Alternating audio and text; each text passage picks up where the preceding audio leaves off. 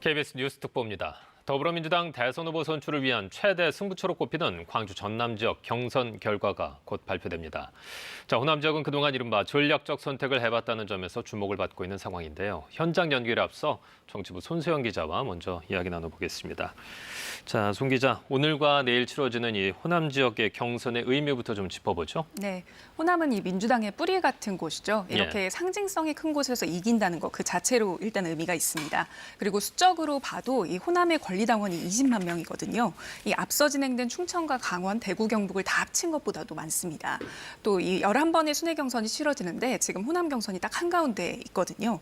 역대 선거에서 이 호남이 좀 본선에서 이길 만한 후보의 전략적인 선택을 해왔던 만큼 그렇죠. 오늘 결과가 남은 경선에도 영향을 미칠 것으로 보입니다. 그리고 가장 중요한 게 이 전국을 강타한 대장동 의혹이 있었지 않습니까? 네. 민주당원들의 반응이 처음으로 확인된다는 점도 중요합니다. 이 대장동 공방에도 불구하고 이재명 후보가 오늘 호남에서까지 이기면서 대세론을 굳힐 수 있을지, 아니면 이 의원직 사퇴에 배수진을 친 이낙연 후보가 좀 역전승을 거두면서 결선 투표의 불씨를 살릴지가 최대 관심인데요. 결선 투표로 갈지 여부는 사실상 오늘 호남 경선에서 판가름 날 것으로 보입니다. 대장동 사태가 어떤 영향을 미칠지 이 부분도 좀 귀추가 주목되는 부분인데요. 그런데 호남 지역의 투표율이 앞선 지역들보다는 좀 낮은 상황이에요. 네. 이 부분을 각 후보들은 또 어떻게 받아들일지 좀 궁금하네요. 네, 일단은 그 온라인 투표율 기준으로 말씀을 드리면요. 네. 권리당원 기준인데 광주 전남이 40%대를 기록했습니다. 좀 낮은 편이죠. 내일 결과가 발표되는 전북의 경우에는 더 낮아서 35%대였고요. 추석 전에 치러진 대구, 경북하고 비교를 좀 해보면요. 이때는 온라인 그 투표율이 70%를 넘었습니다. 네. 물론 잠시 뒤에 ARS 전화투표까지 합산이 되면은 투표율은 좀 올라갈 것으로 보이는데요. 일단 50%는 넘길 것으로 보입니다. 이게 좀 저조한 투표율을 놓고 캠프마다도 좀 유불리에 대한 해석이 좀 엇갈리고 있습니다. 그렇겠죠. 아무래도 이제 이재명 후보 측은 좀 네거티브가 길어지면서 실망한 결과다 이렇게 또 보면서도 오히려 지지층들은 강하게 결집할 수 있다 이렇게 해석을 하고 있고요. 결선 투표를 생각하는 이낙연 후보 같은 경우에는 조금 아쉬움이 있는 부분이긴 할 텐데요. 이제 사실 이기는 만큼 오늘 얼마나 득표를 하는지도 이낙연 후보 측에는 굉장히 중요하거든요. 그러면서도 현장 분위기는 좋다, 역전을 기대하고 있습니다.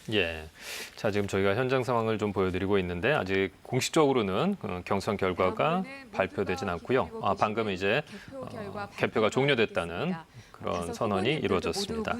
그럼 현재까지 후보들의 누적 득표율도 좀 살펴볼까요? 네, 지금까지 4차례 지역 경선과 1차 국민선거인단 투표까지 진행이 됐습니다. 이재명 후보가 현재 누적 득표 기준으로 과반을 넘겨서 53%를 달성해서 1위를 달리고 있고요. 네. 2위 이낙연 후보가 32%대로 이재명 후보와는 11만 표 정도 차이가 납니다. 추미애 후보가 11.8%로 3위고요. 그리고 박용진, 김두관 후보 순입니다. 앞서 사퇴한 이 정세균 전 총리의 표는 일단 무효 처리가 됐거든요. 그러면서 이제 각 후보들의 득표율이 조금씩 조정이 된 상태입니다. 네. 정 총리의 정치적 기반이 내일 경선 치러지는 전북이기 때문에 이 지지층들의 투표가 좀 어느 후보에게로 갈지도 관전 포인트 중 하나입니다. 그러면은 오늘 이후의 경선 일정은 어떻게 되죠? 네, 내일 전북 결과까지 발표되면 호남 경선은 마무리가 되고요. 다음 주 금요일 제주를 시작으로 이제 토요일에는 부산, 울산, 경남, 그리고 개천절인 일요일에는 인천의 경선 결과가 발표됩니다. 이 인천에서는 2차 국민선거인단 투표 결과도 함께 발표가 되는데요. 1차 슈퍼위크보다는 적은 49만여 명이 현재 참여를 했고요. 경선 결과가 이상민 선거관리위원장에게 전달이 됐습니다. 현장 연결해 보겠습니다.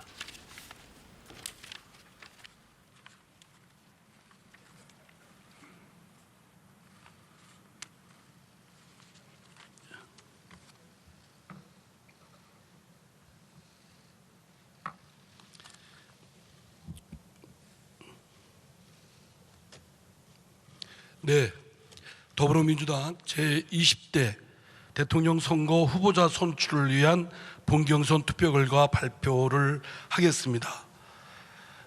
더불어민주당 중앙당 선거관리위원장 이상민입니다. 지금까지 오랫동안 기다려주신 국민 여러분, 당원 동지 여러분, 또 후보자님들, 후보자 5분과 언론인 여러분들께 감사드립니다. 그럼 발표하겠습니다. 먼저 광주 전남 지역 선거인단 수, 투표자 수, 투표율입니다. 선거인단 수는 12만 7,823명입니다. 투표자 수는 7만 1,835명입니다. 투표율은 56.20%입니다. 그러면 다음은 광주 전남 지역 전국 대의원 투표 결과입니다. 기호 1번 이재명 588표, 득표율 45.97%. 기호 2번 김두관 56표, 4.38%. 기호 4번 이낙연 600표, 46.91%. 기호 5번 박용진 10표, 0.78%.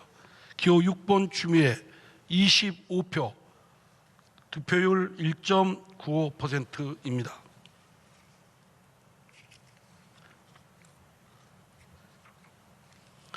다음은 광주 전남 지역 권리당원 투표 결과입니다.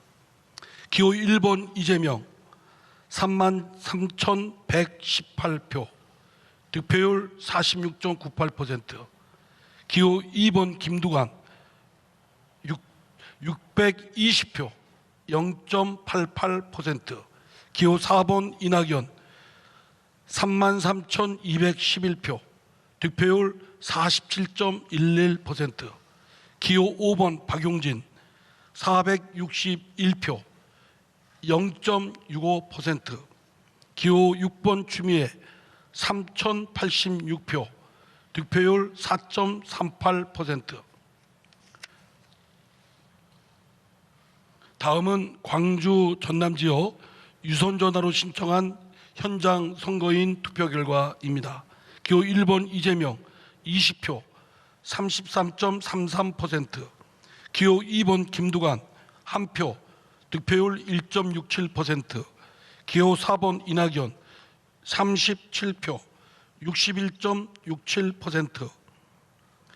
기호 5번 박용진 0표, 기호 6번 추미애 2표, 득표율 3.33%입니다.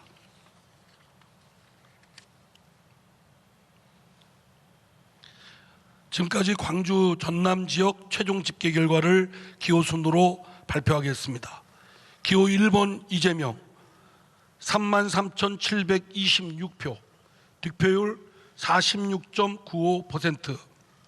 기호 2번 김두관 677표, 0.94%. 기호 4번 이낙연 33,848표, 득표율 47.12%. 기호 5번 박용진 471표, 득표율 0.66%. 기호 6번 추미애 3,113표, 득표율 4.33%입니다. 지금까지 누적 선거인단 수 또 투표자 수, 투표율을 발표하겠습니다. 누적 선거인단 수 87만 8,830명, 누적 투표자 수 62만 7,823명, 누적 투표율 71.44%. 마지막으로 후보별 누적 집계 결과를 기호 순으로 발표하겠습니다. 기호 1번 이재명 31만 9,582표, 득표율 52.90%. 기호 2번 김두관 4,203표, 0.70%. 기호 4번 이낙연 20만 6,638표, 득표율 34.21%. 기호 5번 박용진 7,434표, 득표율 1.23%. 기호 6번 추미애 66,235표, 득표율 10.96%입니다.